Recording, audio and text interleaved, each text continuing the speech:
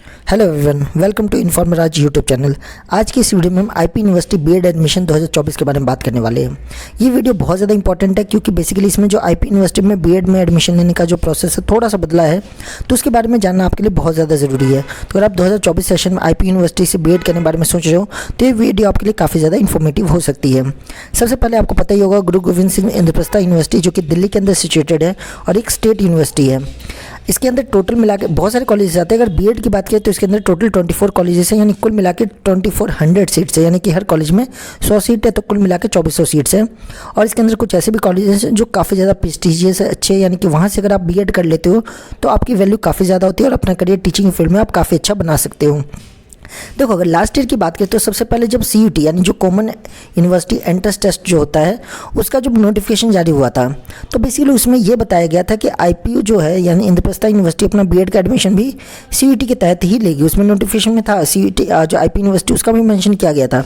But उसके बाद मार्च में इन्होंने अपना खुद से अलग से नोटिफिकेशन निकाला। 2023 की मैं बात कर रहा हूँ, आईपी यूनिवर्सिटी ने 2023 मार्च के महीने में अपना खुद का जो ब्रोशर है वो इशू किया और इसमें उन्होंने बताया कि नहीं, हम सीईटी यानी जो कॉमन एंट्रेंस टेस्ट होता है, जो आईपी यूनिवर्सिटी का खुद का एक एंट्रेंस टेस्ट है एडमिशन लेने के लिए, उसके तहत ही बीएड के अंदर एडमिशन लेंगे जैसे हम पहले करते थे। तो यहाँ पे बहुत सारे बच्चे पजल हो गए कि अब क्या होगा, सीईटी के थ्रू होगा या सीयूटी के तहत होगा। तो जब 2023 का पूरा एडमिशन क्लोज हुआ तो एट लास्ट देखा गया कि जो आईपी यूनिवर्सिटी है उसने सबसे पहले प्रेफरेंस दी सीईटी को, यानी कि जो उनका खुद का एंट्रेंस एग्जाम का जो टेस्ट होता है सीईटी कॉमन एंट्रेंस टेस्ट, उसे प्रेफर किया।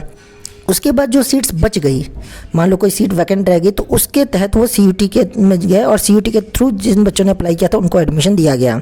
यानी कहने का मतलब है, अगर आपको आईपी यूनिवर्सिटी से अगर बीएड करना है 2024 सेशन के लिए तो आपको सीईटी का भी फॉर्म फिल करना पड़ेगा आईपी यूनिवर्सिटी का, और सीयूटी जो होता है उसका भी फॉर्म फिल करना पड़ेगा जिसमें आपको आईपी यूनिवर्सिटी को सिलेक्ट करना पड़ेगा।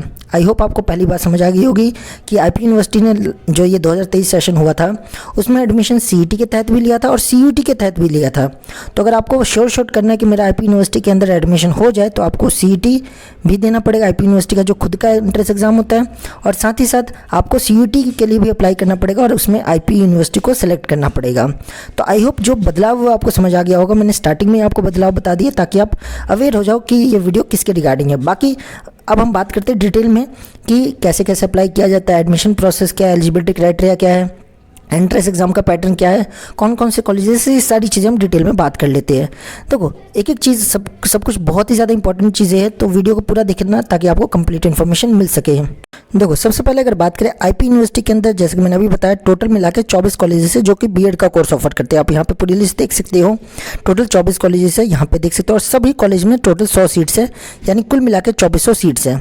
इनमें भी अगर बात करें सबसे बेस्ट कॉलेजेस कौन कौन से होते हैं, यहाँ पे आप 16th नंबर पर आप देख सकते हो, यहाँ पे ये रहा state council of education research and training जो कि वरुण मार्ग डिफेंस कॉलेज में पड़ता है। ये सबसे बेस्ट कॉलेज है, SCERT जिसे कहा जाता है सबसे बेस्ट कॉलेजेस है।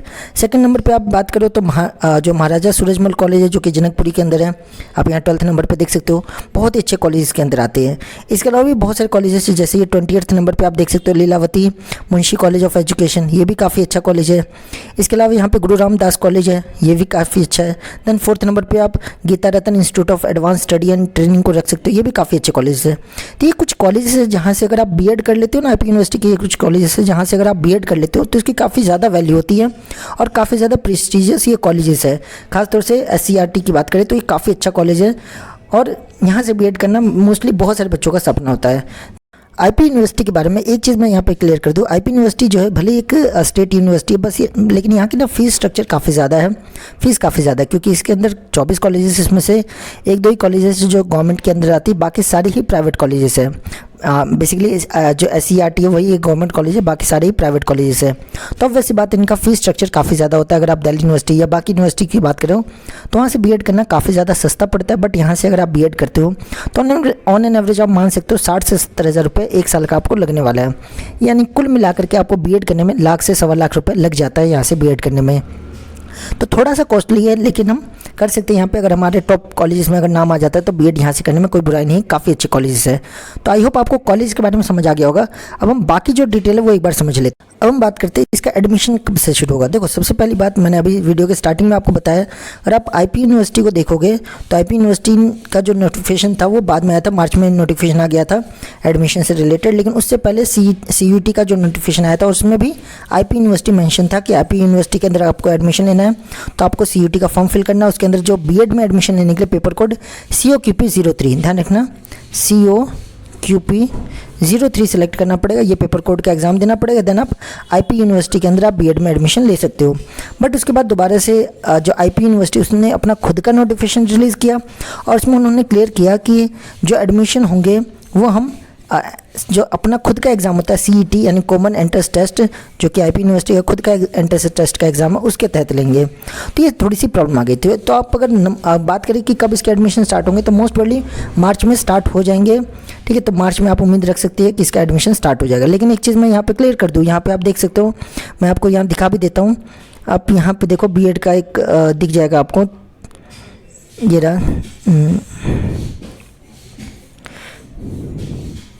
रहा 3rd नंबर पे आप देखो बीएड का दे रखा है, बैचलर ऑफ एजुकेशन, 2 साल का कोर्स है बीएड, पेपर कोड 122 है अगर CET की बात करें तो। और इसमें यहाँ पे साफ साफ मेंशन है कि जो इसमें एडमिशन लिया जाएगा वो CET और CUET दोनों के तहत लिया जाएगा। पहले CET के तहत लिया जाएगा, देन जो सीट वैकेंट रह जाएगी उसे CUET के तहत लिया जाएगा। तो यहाँ पे मैं एक चीज़ आपको क्लियर कर दूँ, अगर आपको आईपी यूनिवर्सिटी में एडमिशन लेना है तो आपको CUET का भी फॉर्म फिल करना चाहिए, क्योंकि पता नहीं बाद में इस साल हो सके कि आईपी यूनिवर्सिटी डिसाइड कर ले कि नहीं रहने दो, CET के थ्रू नहीं CUET के तहत ही ले लेते हैं।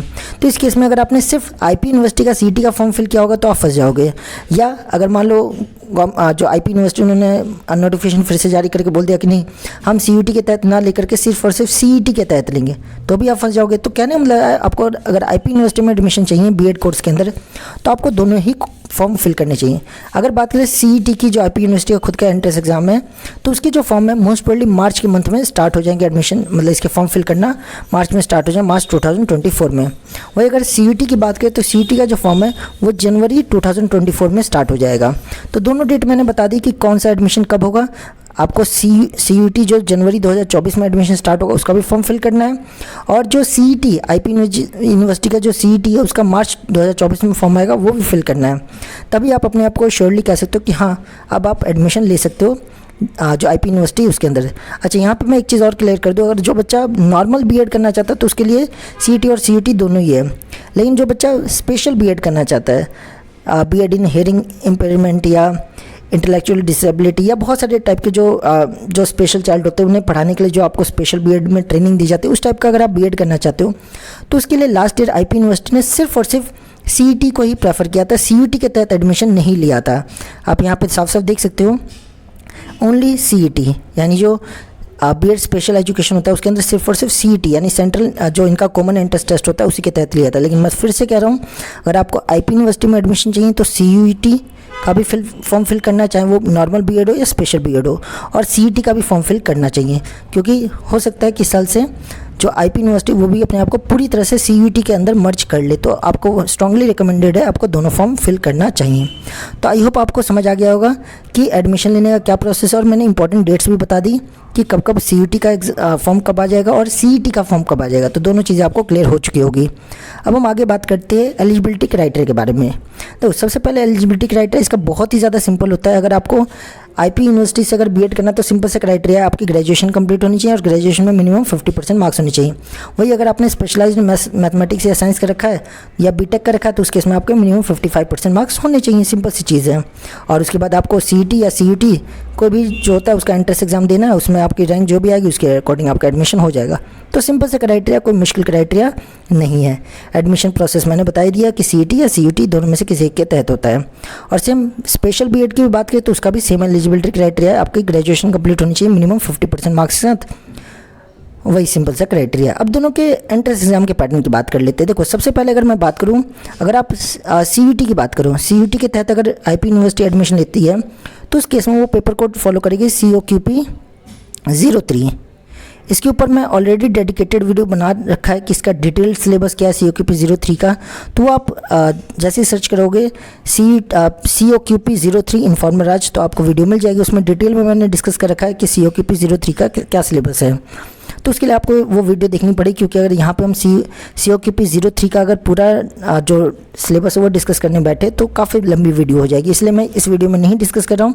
ऑलरेडी हमारे चैनल पे पड़ी हुई है COQP03 की डिटेल वीडियो जिसमें सिलेबस को डिस्कस किया गया है, उसे आप देख सकते हो।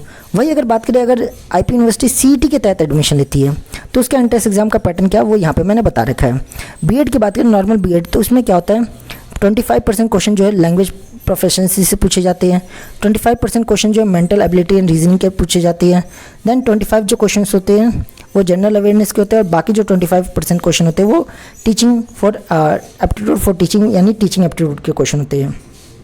MCQ क्वेश्चन पूछे जाते हैं और कंप्यूटर बेस्ड टेस्ट होता है आपका। वही अगर कोई बच्चा स्पेशल B.Ed करना चाहे तो उस केस में जो एग्जामिनेशन पैटर्न की बात करें तो वो आपका हो जाता है लैंग्वेज प्रोफिशिएंसी के 25% क्वेश्चन होते हैं, मेंटल एबिलिटी एंड रीजनिंग के 25% क्वेश्चन होते हैं, जनरल अवेयरनेस के 25 क्वेश्चन होते हैं और टीचिंग एप्टीट्यूड के 25% क्वेश्चन होते हैं। यानी कि सिलेबस दोनों का सेम है। फ़र्क क्या है, लास्ट ईयर जो एडमिशन हुआ था दोनों का, इसका जो B.Ed का जो था CET और CET दोनों के तहत हुआ था, और जो स्पेशल B.Ed उसका सिर्फ और सिर्फ CET के तहत ही लिया गया था। तो आई होप आपको सारी बातें समझ आ गई होगी कि अगर आपको IP यूनिवर्सिटी से अगर B.Ed करना है तो क्या तरीका है, क्या क्या एलिजिबिलिटी क्राइटेरिया है, एंट्रेंस एग्जाम का पैटर्न क्या है, सब कुछ मैंने डिटेल में बता दिया। फीस स्ट्रक्चर भी मैंने डिस्कस कर लिया। फिर भी अगर आपके माइंड में कुछ भी कंफ्यूजन रह गया हो, कुछ भी डाउट रह गया तो आप कमेंट बॉक्स में पूछ सकते हो, मैं 100% रिप्लाई करने की कोशिश करूँगा। बाकी अगर आपको वीडियो अच्छी लगी हो, इन्फॉर्मेटिव लगी हो तो आप हमारी वीडियो को लाइक कर सकते हो, और ऐसी इन्फॉर्मेटिव वीडियो के लिए आप हमारे चैनल को सब्सक्राइब कर सकते हो। थैंक यू दोस्तों।